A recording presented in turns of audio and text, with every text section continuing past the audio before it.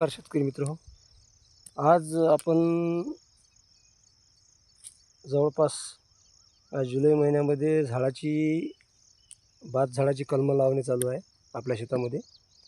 आणि झाडाच्या कलमं लावता लावता आम्ही जिथे झाडाची जे गड्डे मारणं चालू आहे, त्याच्यामध्ये बघतोय की आज आपण 3-4 वर्षापासून कुठलाही रासायनिक खताचा वापर या जमिनीमध्ये केलेला नाही आहे.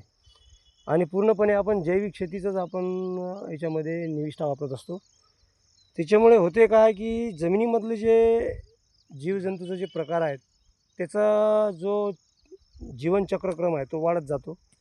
आणि वाढता वाढता त्याच्यामध्ये गांडुळाची संख्या, माकोळ्याची संख्या, मुंग्याची संख्या हे वाढत जातात. आणि त्याच्यामुळे जमिनीमध्ये कुठेतरी भुसभुशीतपणा, जमिनीमध्ये पोकळीपणा आणि जमिनीमध्ये पाणी ओढण्याची क्षमताही वाढत जाते. त्याचं एक उदाहरण तुम्हाला दाखवतो मी.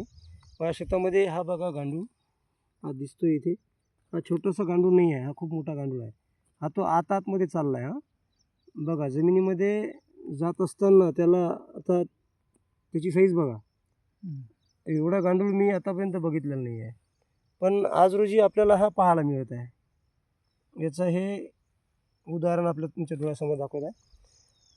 याचं कारण एकच आहे की शेतीमध्ये काम करत असताना आपल्याला शेतीचा हा व्यवसाय हा फायद्याचा व्यवसाय आहे. फक्त शेतकऱ्यांनी त्याचा व्यवस्थित त्याच्यामध्ये निविष्ठा वापरून त्या जमिनीची निगा राखूनच व्यवसाय केला पाहिजे.